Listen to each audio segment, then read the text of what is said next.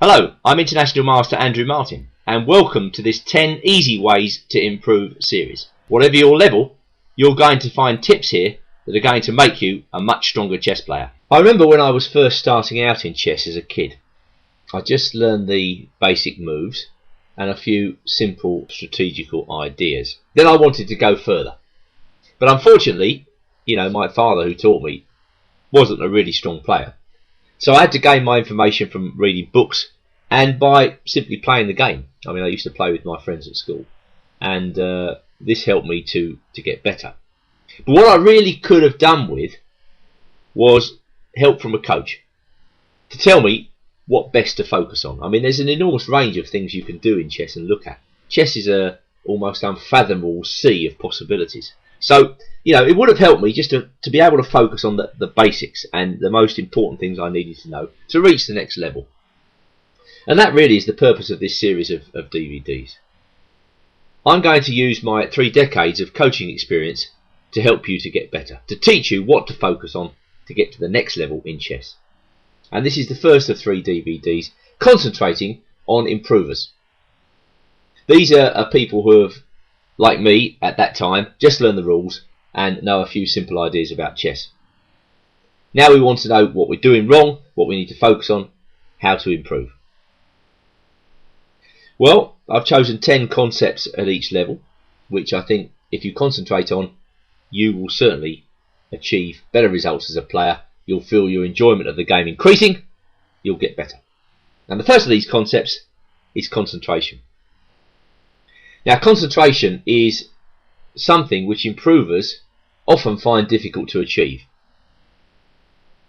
Life is very rich, and the older you get, the more pressure you have. But even as a kid, you tend to think about lots of things, even during a game of chess. What you should try and do is focus on the game and the game alone when you're playing it. Set aside everything else from your mind and concentrate on chess. If you do that, your results will immediately start to improve. Now, the whole point of concentration is to avoid mistakes. Improvers' games tend to feature a lot of big mistakes, and that's what we're trying to cut out. If you cut out the big mistakes, you'll cut out a lot of embarrassing losses. Now, I've chosen a game from one of my students who actually lives in Denmark to illustrate what can happen when you lose concentration during the game. This game was played in September 2010. Playing white is a Danish player called Frank Jerning Pettersen, playing black a fellow called Uffe Kallenbach. These two players I would classify in the improvers category. Well, white kicked off with 1d4. Now, for most improvers, the move e4 is probably better to play. But d4 is a very safe move. As you can see, the pawn is protected by the queen, and this gives white's game a rock-like quality. Kids, young players, really should learn how to attack. We're going to come on to that a little bit later on this particular DVD. But older players tend to like the queen's pawn. They like the idea that they're not going to be thrashed in the opening. When you start to study opening theory, you'll see books, very thick books on the shelves containing lots of moves. Well, in between those moves, there are lots of nasty traps and tricks to negotiate. And you'll find the higher you get up the chess ladder that players will try and set these traps against you. They're nothing to worry about, but as I say, older players perhaps like the thought that they're not going to be trapped in the opening, thus they tend to play d4, and black plays knight f6. As I've shown, the main motivation behind knight f6 is to stop white from playing e4. If white was allowed to play e4, he gets an ideal centre. And anybody at any level must fight for the centre in the opening. This is a key concept. Alright, well, white now plays bishop to g5. This is an opening called the Trompowsky. It's named after a Brazilian grandmaster, and it's motivated by the simple thought that white is going to play bishop takes f6 and double black's pawns. Black doesn't seem worried by this. In fact, he allows white to execute his threat. So white gaily goes on with doubling the pawns, and now he plays a very harmonious move, e3. Well, this is a modest looking move, but it's got 2 points to it. The first point is that white solidly protects the pawn on d4. Not that it needs protection, but black might be thinking of a strike on that pawn. As I've said, it's important in chess to fight for the centre. So if black were to play a move like c5, which puts pressure on the pawn at d4, white has that pawn solidly protected. Going back to the move e3, white also lets the bishop on f1 out and the queen on d1. So 2 good things with 1 move. Okay, black doesn't see any chink in white's position, so he plays bishop d6. So far, so good. And both sides, over the next few moves, go through with the opening principle of developing the pieces. White brings both his knights out, black gets his king to safety, and develops his bishop to e6. Bishop comes to d3, knight comes to d7, and now white plays pawn up to b3. And the point of this move is to be able to play c4 on the next turn. Despite the fact we're 9 moves into the game, both players are fighting for the centre. So what white would like black very much to do is to take that pawn on c4. Then white recaptures with the pawn, and he has 2 pawns in the centre. Pawns in the centre take away squares from the enemy pieces. So as you can see, black can't put any pieces on the key central squares c5, d5 and e5. Naturally, black doesn't like that, and he plays his pawn up to c6, holding the centre.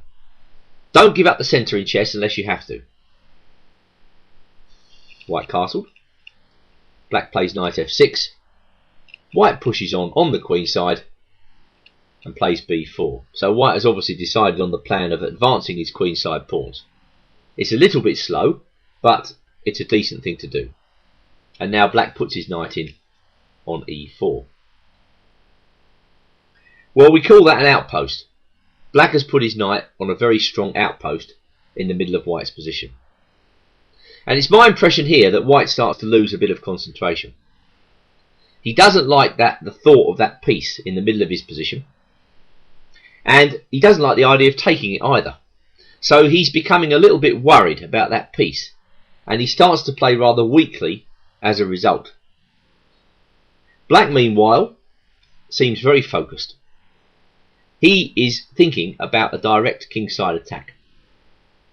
So he brings the queen out to f6. The queen may slide across to h6. And there could be checkmating threats looming on h2. So white plays g3, trying to block out the threats before they even come into focus. Black plays bishop d7. White plays king g2. Rook fe8. And now rook ae1. I'm not at all sure about white's last 3 moves. It's my impression that white is losing his concentration and his focus in this position, and he's drifting. He's not making big mistakes yet, but he's certainly playing without a plan. Black, meanwhile, plays h6. Perhaps he's thinking of pressing forward with a kingside pawn attack, starting with g5. At any rate, white doesn't like that idea at all, so decides to try and stop him with h4. Well, black brings his queen to g6. And now, I suppose, white was thinking to himself, how on earth have I got myself into this mess? Black is possibly threatening to sacrifice a piece on g3. This will completely open up white's king and possibly give black a mating attack. Knight b3. Rook e6. Well, black of course here had the very tempting sacrifice available, bishop takes g3. Remember, checkmate ends the game. So if you can open up the enemy king like this, maybe you should certainly think about doing it. Black's forcing white's moves. If white blocks with the queen, then black comes in here, knight g3 check, landing a nasty fork. Note, in this variation, white is following black's lead. Black may take the queens off, take the rook, bishop takes f1. Or maybe black thought to himself, okay, I've got 2 pawns and a rook for 2 knights, but I'm not clearly winning this position. The sacrifice can wait for a better time. So going back to the game, Callenbach, I think, played a much better move here. Rook e6. Building up. Now, if the attack comes, it comes with the addition of an extra rook as firepower. Well, white is all over the place here. I think he's drifting, he's lost his focus, he plays rook h1, and now, of course, the sacrifice is very strong. Black comes crashing in with the knight. In comes the queen. King f1, queen takes f3, check. Well, what is white to play? If he plays queen f2, then black can play queen takes rook, check, which is disastrous for white. So going back, king g1, rook takes e3, black is powering in here. Once white lost his focus in the middle of this game, there was no way back, and you often find this in games between improvers. Pawn up to f4. If we count the pawns, we find that black is 3 pawns up. Bishop f5, and now black played rook e8, with the simple idea of playing the rook all the way down to e1. Checkmate. Summarising this first key concept. You've got to concentrate in chess all the way through the game. Try to get everything else out of your mind. Doesn't matter what it is. And focus on the game. Your results will immediately start to improve if you can do that. Well, following on then from concentration, my next tip is a very easy one to take on board. If you're an improver, keep it simple and stick to the basics. A lot of improving players get ideas above their station. They think they're stronger than they actually are, and this leads them into difficulty. In chess, you've got to get a solid grasp of the basics, whatever that might mean, before you go to the next level. So, for instance, get a good idea of what you should be doing in the opening, study a few basic endgames, keep your eye on tactics. Once you've done that, you can go forward. It's amazing for me to see how even semi-beginners get carried away with learning new openings and trying to take an enormous amount of information on board before they even know the basics of chess. So stick to the basics and you can't go wrong. Just to show you that even very strong grandmasters can falter sometimes in tactical situations where perhaps they try to move away from the basics, let's look at this short game from a tournament played in Holland in 1993 between Larry Christensen, one of the most ferocious attacking players in the world, many times US champion, and chess legend Anatoly Karpov, who was world champion for a decade and, well, is commonly regarded as one of the strongest players of all time. What happens in this game? Well, Karpov seems to have a mental block, a mental lapse somewhere, neglects the basics, and loses the game as a result. I'm not going to concentrate too much on the opening moves of this game. This is a sophisticated opening called the Queen's Indian Defence. As you can see, black is attacking the pawn on c4, so white protects it with his queen. And now black, quite surprisingly, retreats the bishop. This might seem like already a neglect of the basics, moving a piece twice in the opening, but the thing is, Karpov figures that the queen is not ideal on c2, so he's happy to retreat, losing a move. Well, I'm not sure. I mean, this is definitely not an opening for beginners to play with black. You should be much more straightforward than the way Karpov's playing here. Don't get involved in openings where you've got to move to and fro with the same piece. This is crazy. You can't play like Karpov yet. Don't even try to. Well, Karpov attacks the centre. White takes the centre. Black takes on d4, knight takes d4, and then attacks the loose knight on d4 with knight c6. White takes on c6, getting rid of his problem, and then he brings his bishop out to f4. Well, that's a good move. The bishop takes up an imposing position in the middle of the board where it's controlling lots of squares. So probably Christensen was very happy with his position. Now Karpov makes a very strange move. A move which one would not even recommend to a beginner. He plays knight h5. Okay, says the beginner, well, he's attacking the bishop. Yes, says the slightly stronger player, but he's stranding the knight on the edge of the board. And a basic rule in chess is that a knight on the rim is dim.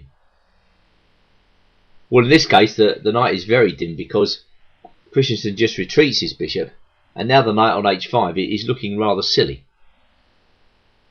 Now, a really strong player like Karpov wouldn't play his knight to the edge of the board unless he had a clear idea what he was going to do next. This simply doesn't happen. But his plan is far too ambitious. He's neglecting the basics of chess. Another tactical basic is that you don't leave too many pieces unprotected. You see this so often in beginners' games. They put their pieces on bad squares, or insecure squares, or where the pieces are unprotected. We note here the bishop on d6 is unprotected, and the knight on h5 is unprotected. Clearly Black's idea was to support the move knight f4 when he played bishop d6. But he's overlooked the simplest of moves. Queen to d1.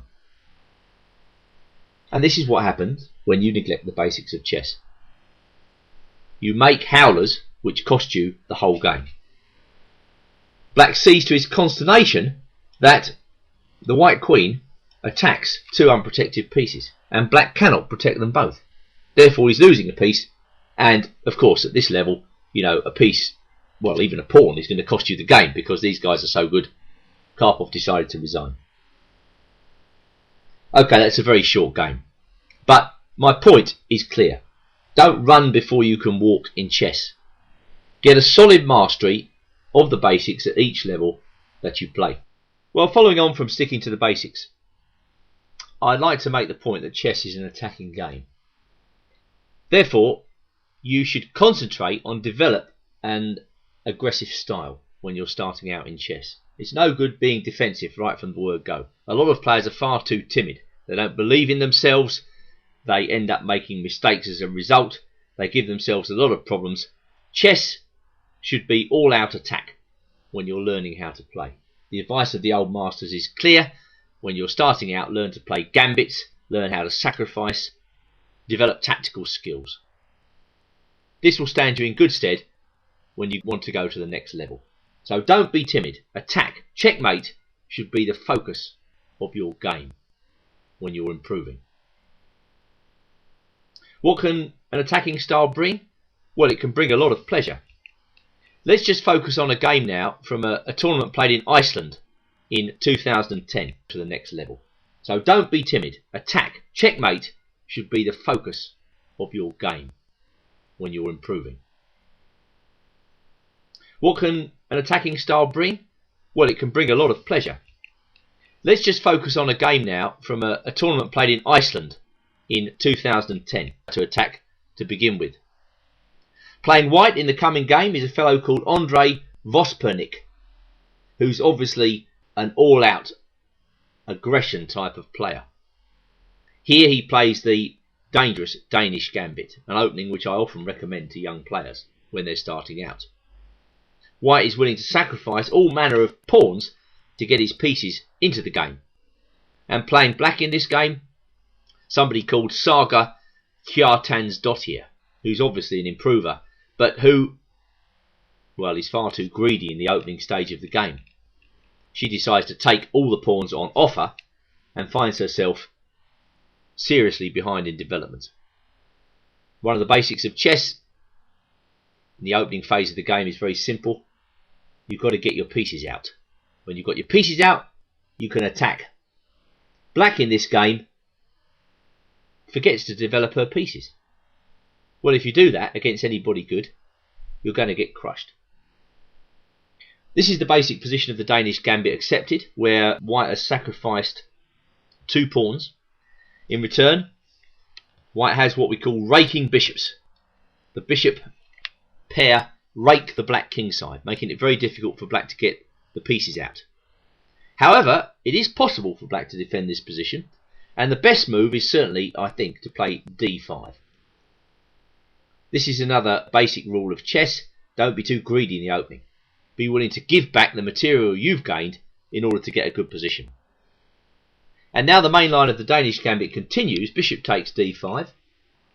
Knight f6 by black. And now the very interesting move, bishop takes f7. For an instant, it looks as though white has just won the game, because when black takes the bishop, the white queen comes down and nabs the black queen. But now comes the saving grace, bishop b4 check. We call this a discovered attack. Suddenly the black rook attacks the white queen. So white has to retreat his queen to keep material more or less level.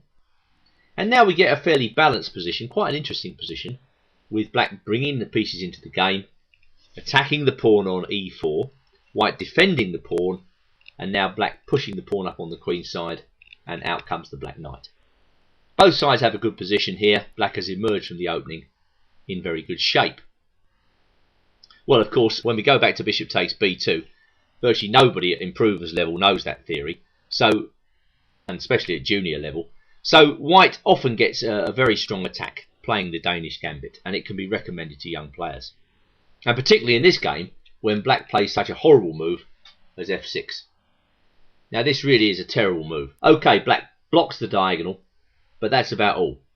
In all other respects, this move is horrible.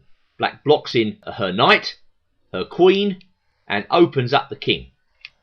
Three terrible things from black's point of view with one move. And white decides, well, he doesn't even need to hurry this position. All he needs to do is to get his pieces out. So white plays very simply over the next couple of moves. He gets his knight out and he castles. When black pins the knight on f3, white just brings a further piece out with knight c3, and after knight c6 completes development with rook c1. And you see, how is black going to resolve this terrible traffic jam of pieces on the king side? Black can't even get her king to safety on g8. She can't even castle on the king side because she's played this really terrible move, f6. So black is in a mess. And the point of this very nice move, rook to c1, was to anticipate black casting on the queen side. Vospernek moves the knight into d5, which is a superb post for the knight, and now black castles on the queen side. But she castles straight in to a white attack. White pins the knight on c6 against the queen and causes black terrible problem. Black played queen e6 getting out of the pin, but now comes another very nice sacrificial move, rook takes c6. To a master, this is a fairly obvious stroke.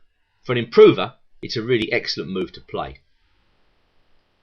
After pawn takes rook, the bishop comes in, jamming up the black king position. And now black can't really extricate herself from this idea of checkmate, with the white queen coming out to a4, into a6, and then finally into b7 with checkmate. There's virtually nothing black can do about this because her position is a complete mess. She's all jammed up. Knight e7. Well, black could have tried to grab this pawn here with queen takes e4. At the very least, white can win the queen here with discovered attack. Knight to b6 check. Black takes the knight, white takes the black queen. This, of course, would be an easily winning position for white. So going back to the game, black played knight e7. White kept it simple. He took the knight and went through with the mating idea. And there's nothing black can do about it. Rook d7, queen takes a7. White finds even a different way to do it. And mate on the back rank follows. Queen to a8. So the point is that chess, when you're starting out, should be an attacking game. Focus on learning tactics and how to attack. This is a key concept. Don't get involved in defence when you're young, when you're ambitious, when you're starting out. Focus on aggression, all-out attack. The next idea is a very important one for all improvers and especially young players to take on board. Before you make any move, you should be ready to answer a simple question from somebody watching the game. If somebody asks you, why did you make that move? You should be able to tell them. If you can't give a good answer to that question, then you shouldn't make the move in the first place. Wait until you've got an idea behind every move you play. This is a really important idea because it teaches us about basic planning. Before we make a move, we've got some idea what we're going to do next. So just to reiterate, before you make a move, you should have some idea what you're going to do next. Imagine there's a spectator by the game who says to you, "Why did you make that move?" You should be able to answer them. Okay, now just to illustrate that point, I've chosen one of my own games. It comes from the Four Nations Chess League, which is a professional league played in England in 2004. I'm playing white, and playing black is the strong British player John Littlewood, FIDE master, that's International Chess Federation master, and Littlewood has been one of the strongest players in England for a long, long time. Let's just go through this game move by move, and I'll try and tell you what my thought processes were. Okay, well, if somebody asked me, why did you play knight f3? I would say it's a good developing move. It controls the central squares, d4 and e5, and it also gives me lots of options. I haven't moved either of my central pawns yet, so I can put them wherever I want, and it's a very flexible idea, so that's what I like about it. Black responded in kind, and now I take the centre with d4, and it's a really simple move to understand. I like this move, and I played it because I'm taking the centre of the board with a pawn. Black does the same. Now white plays c4. This is a classical opening known as the Queen's Gambit.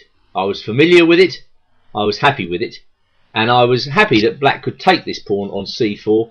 This is an opening called the Queen's Gambit accepted because I want to play e3 afterwards and to regain that pawn with bishop takes c4. So my simple idea in playing e3 is to be able to play bishop takes c4 next.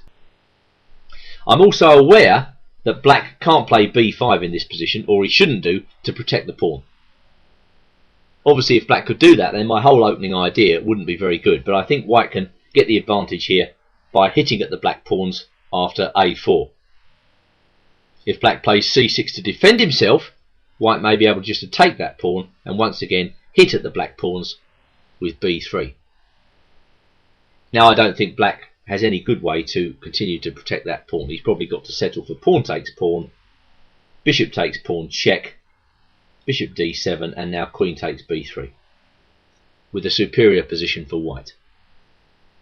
This was known to me, this is in the chess theory books, I was happy to play it. So going back to e3, this is why I made that move. Now Littlewood played bishop to g4, pinning the knight on f3. I played bishop takes c4 because I was simply thinking about recapturing the pawn. I've also set a little trap. If black plays a silly move, I can trap him with bishop takes f7 check. I mean, let's say black plays a crazy move here, a6. Now I go in with bishop takes f7 check, king takes bishop, and knight e5 check, which is a vicious fork. So this is why black has played e6, stopping me from doing that. I played h3. The purpose of that is to attack the bishop. I'm happy if black surrenders the bishop on f3, bishop takes f3, then I can simply recapture with my queen. Attacking b7, I've developed a piece, free of charge. Black has got nothing whatsoever in return for giving up that bishop. So black decided in the game to play bishop h5. I brought my knight out. If somebody asked me why I did that, I would say it's a normal developing move. It controls the centre. It brings a new piece into play. Simple and effective chess. Black played a6. I'm unsure about that move, but I know many grandmasters have played it. The idea, it seems to me, is to perhaps prepare the move b5, or possibly to keep a white knight out of b5 should that knight ever wish to go there. I don't particularly like that move, I have to say. I think it's rather slow. If I was black, I would be concentrating on getting my pieces out.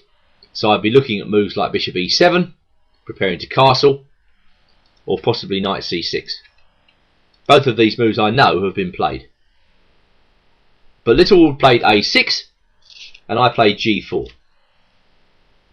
This is not a move I would recommend to beginners, as it weakens the king side. However, white has an interesting idea in mind. I wanted to bring the knight in and win the bishop on g6. Black moved his knight back to d7, which also surprised me a little bit, because it kind of blocks in the knight on b8. I was very happy to see that move, and I went through with my idea of winning the bishop. And now the point of the whole idea, really, bishop f1. This looks like another very strange move, but there's a very clear reason I retreat my bishop to f1. I want whatever black plays to play it to g2. And now the bishop is on a perfect diagonal, putting pressure on the black queen side. So black blocks the diagonal with c6. Now I make another move which might look risky at first sight. Castles, but it's part and parcel of the whole scheme. It looks like white's opened up his king side, but in fact the king side is very solidly protected by the bishop on g2, and black can't really get in there to attack the white king. So I was happy to castle. Littlewood took on d4, and I played my next move because I simply wanted to recapture the pawn that Littlewood had gained. I could have taken with the queen, but the reason I didn't do that was that I didn't want to keep my bishop on c1 blocked in, and I didn't like the idea that perhaps black could offer the exchange of queens here with queen to f6. I didn't want the queens off the board at this stage. I knew that Littlewood was a player who would have been happy with a position like this, so I didn't want to create the type of position which he would like. Part of the art of playing chess is to get a position which you like and your opponent doesn't like. Well, we'll come on to that a little bit later in this series. But for the time being, I simply recaptured with the pawn. And also, and please note, I want to play rook e1 check, which brings my rook into the game straight away on the open file. Black blocked the open file, I took the open file, and black castled. So that is easy play by black. Queen to b3. Well, I played this move to attack b7. That's clear. Moreover, I didn't think it was easy for black to protect that square. He can't protect it with his queen, because his bishop on e7 would be vulnerable to the attack of my rook. So I didn't think black had too easy a time of it after that move, and Littlewood decided to go for broke with the move bishop h4. This looks like a very risky move, but he's trying to get what we call counterplay against f2.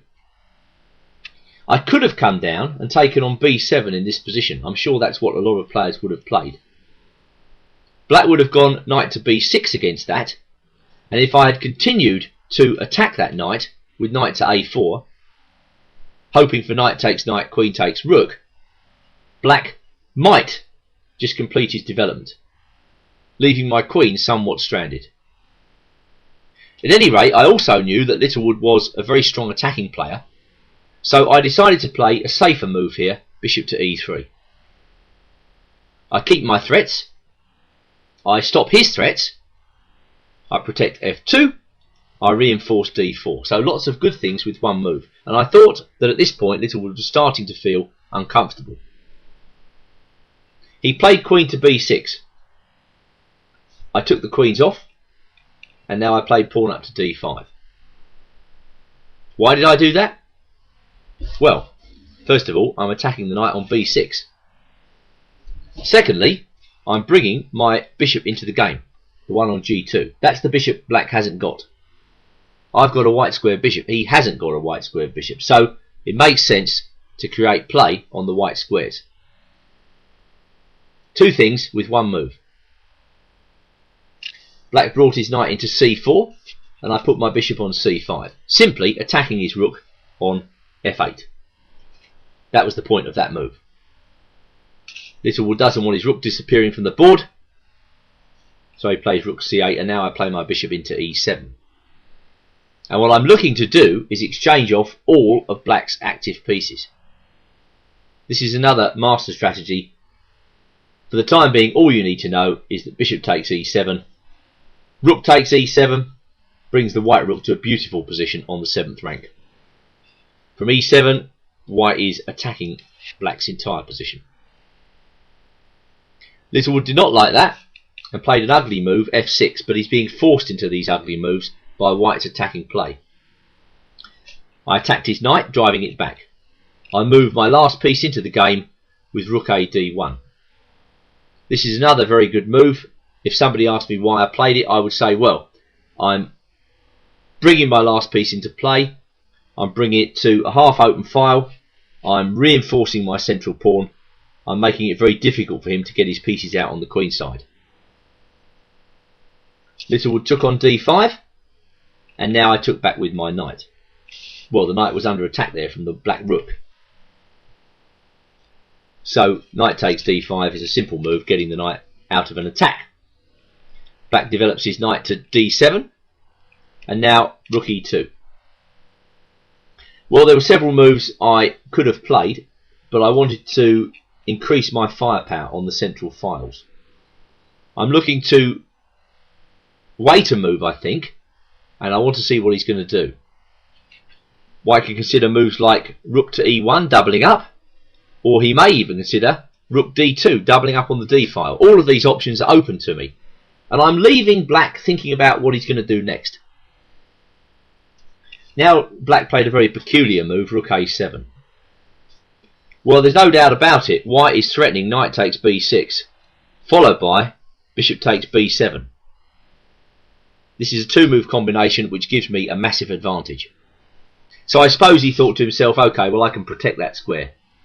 But of course there is a problem with this move, and I don't think Littlewood saw what I was going to do next. He took on b6, and now I played a very good move, one which I'm proud of, bishop d8. It's not often that you see a bishop, one of your own bishops, penetrating to the back rank of the enemy. Of course the bishop attacks the knight on b6 and actually forces the knight to move. It's very peculiar in this game how all of black's pieces have suddenly found themselves on very weird squares. I mean, you wouldn't normally see the pieces on these very odd squares. But I was proud of this game. I think I've actually forced his pieces to go to strange squares by dynamic play. The next stage of the game was to bring my rooks in, which I did by playing rook d7 and then rook e7. The scene is set for the final attack, as my rooks converge on g7. I played these moves because I simply wanted to checkmate him. There was no mercy now from me. I just wanted to finish the game as quickly as possible. Littlewood gave a token check. I just carefully retreated my bishop, blocking the check. And after rook c2, a last ditch attack on f2, I ignored the threat and played rook takes g7 check. A move which forced Littlewood to resign this position. Let's just see why he does resign. After king h8, I planned the following checkmating combination. Rook h7 check, king g8. Well, now of course white can just take the bishop if he wants to be greedy, but when checkmate is on the board, you should always take the opportunity to do that. A series of checks forces the king to e8, and now the simple move bishop d6 sets up unstoppable mating threats with either rook g8 or rook h8. Bishop takes f2 check, king h1, and now black can't stop mate. Whatever he does, white gives checkmate on the back rank.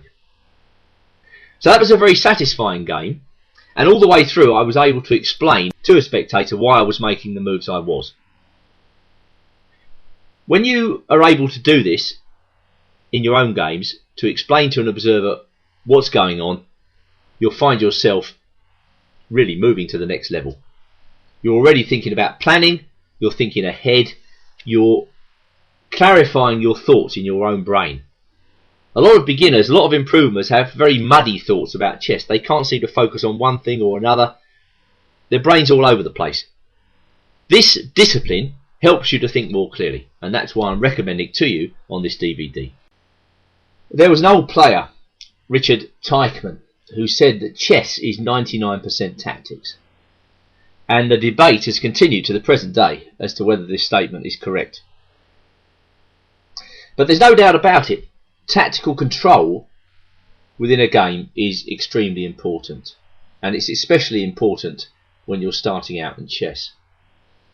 A study of basic tactics is highly important.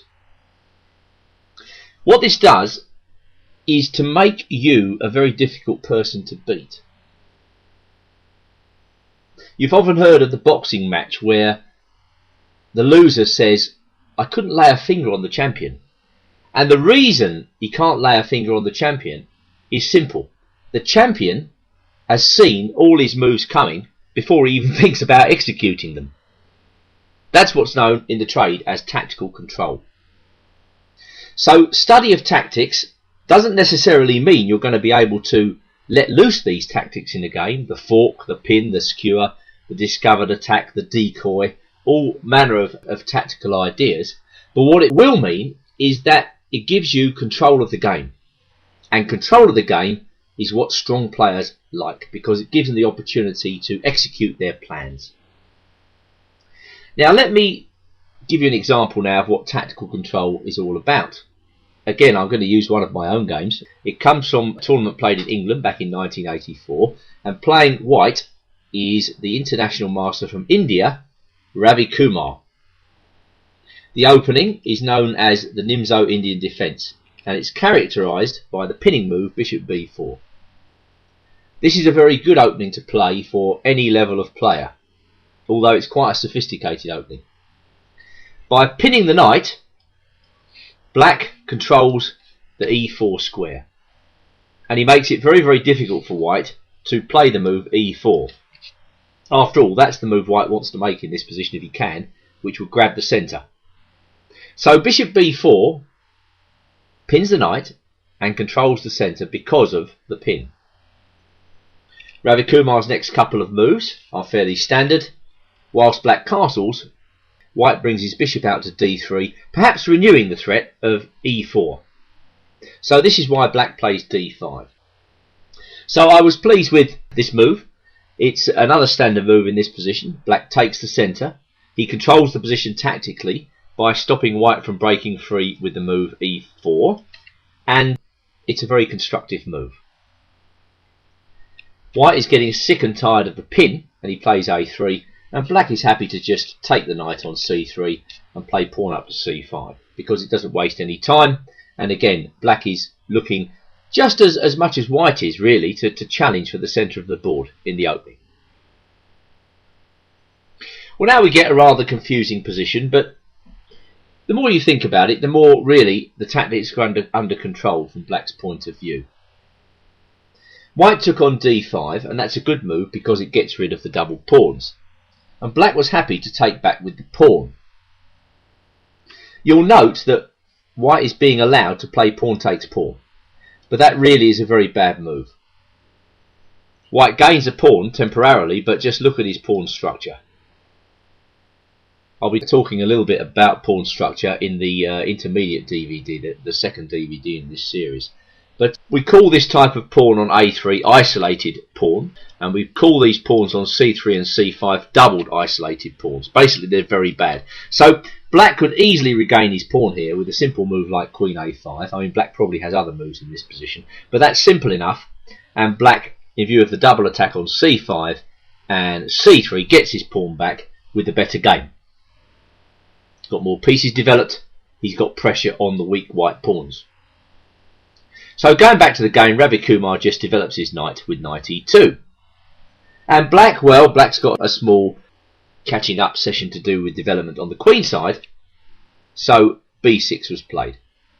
Castles by white, knight c6, knight g3, and now I put my knight on a5, and white decided to play f3. Rook e8. Right, so what are the respective plans in this position? Black is trying hard to stop white from playing e4. As I said, in the opening phase of the game, white was trying to get this move in. Well, we've reached the early middle game, and white is still trying to get the move e4 in. It looks as though white can play that move, but black is keeping the position under tactical control. Because if white plays e4 in this position, black would take on d4, and then he'd take on e4, with a sudden attack on the pawn at d4. White doesn't really want to give up his light square bishop in this position, but he would probably have to in order to save that pawn on d4. Anyway, black plays knight takes bishop with a very comfortable game. So going back to rook e8, I was happy that for the time being I had stopped white from executing his plan, and Ravi decided to play rook a2. This looks a very strange move, but white's plan is to introduce the rook into the game, maybe on e2, and then again to go through with his plan of e4. Possibly after rook e2, white would need to play bishop b2 first in order to keep the pawn on d4 protected. But rook a2 is a good move. Now I took on d4. Well, again, a tactical move, because if black is trying to stop white from playing e4, this is a very good move. White certainly doesn't want to take back with the e-pawn in this position, because it would mean he can't get the move e4 in. So Ravi takes back with the c-pawn. And now comes another very good tactical manoeuvre. Knight to b7, rook e1, bishop e6. Again, a good move, preventing white from playing e4, because if he goes e4, we take that pawn, and suddenly there's a discovered attack on the rook. So after bishop e6, white played rook f2. Black played rook to c8. There is still difficulty for white in playing that move e4, because once again this pawn will be attacked. So white goes bishop b1. And now black plays knight to d6. So we're reaching really the critical position of the game. It's still very, very difficult for white to play this move e4 easily. And if he doesn't get e4 in, his position is not easy to play, because he can't get this bishop on c1 into the game. Basically the move e4 liberates that bishop and makes it easier for white to handle the position. But black is controlling the game using tactical ideas to help him. Anyway, Ravi played queen to d3. Now the name for this setup is a battery. A battery is two or more pieces acting together against a certain point in the enemy camp. So the queen and the bishop would very much like to come down to h7 and give checkmate. So possibly white is thinking about a move like knight h5. That's what we call a decoy. White decoys the knight away from f6 in order to get down to h7. Black plays bishop d7, getting out of the way. White went h3. Just going back, I suppose white could, if he wanted to, play knight h5 in this position. But after that, I think black again gets a pretty comfortable game by going bishop f5, covering all bases. White would have to take on f6, and then black recaptures with the queen. All white has achieved really is to develop black's pieces for him. So white decided just to play h3. Black blocks the diagonal. This is a good idea in many positions where the enemy is challenging on a diagonal. If you just put a pawn in front of the pieces on that diagonal, you block them out of the way. White got his bishop onto the modest square d2. Black attacked the white queen. The queen moved to b3. Black attacked the white queen again. And white moved his queen back to b2. So around here, white was getting quite frustrated.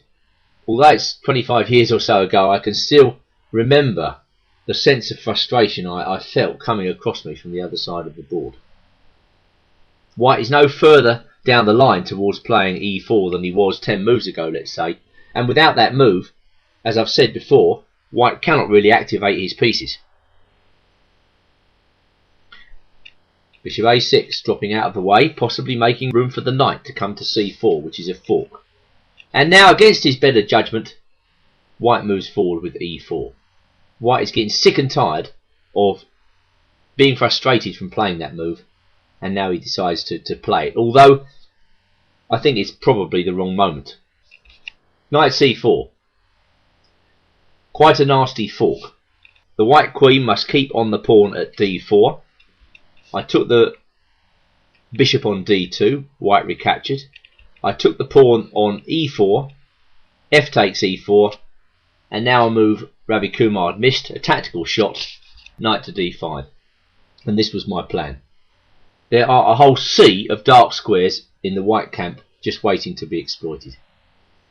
The black knight has tremendous prospects here. He can come to c3, he can come to e3, he can come to f4, and black is also threatening to bring the queen into the game with the help of queen g5. Suddenly black has the better game, and white went through with e4 at the wrong moment. Ravi Kumar tried king h2, protecting the knight. It's a common master idea. If you can't see what to do, you make a move which strengthens your position slightly, and in this case white just protects the unprotected knight on g3. Black brings his queen out to g5. That's part of the business. You'll note that the pawn on e4 is still pinned. If white takes on d5, the black rook comes down here with a ruinous capture on e1. So after queen g5, white went rook to c2, hoping to swap off and somehow to nullify black's pressure by swapping off. In came the black knight.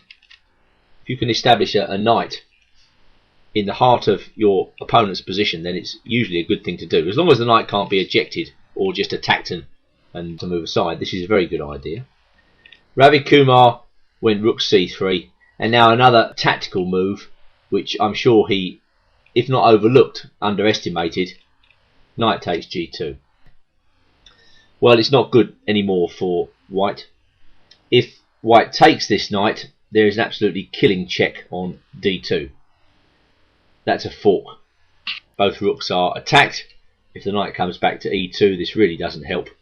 Black can simply take it off, and white is still faced with this same dilemma. So knight takes g2 was answered by rook g1. Again, white has failed to lay a glove on black in this game because of tactical control. Knight comes to h4. Queen comes to b2, which cuts out black's check on d2 with the queen. Rook takes c3. Queen takes c3, and now rook c8. So again, a small tactical operation which results in black taking the open file. Queen goes to b3. In comes the black queen to d2. King goes to the corner, and now a final very nice move to finish, rook to c1. Again, tactically based, pinning the rook on g1 and threatening queen to g2, checkmate, which is about as unstoppable as a threat can be. So, although that game was played at the master level, it's an object lesson from my perspective on tactical control. So remember, learn basic tactics. Learn the concept of tactical control in your games. Tactical control gives you command of the position. It will stop your opponent from laying a glove on you the whole game through.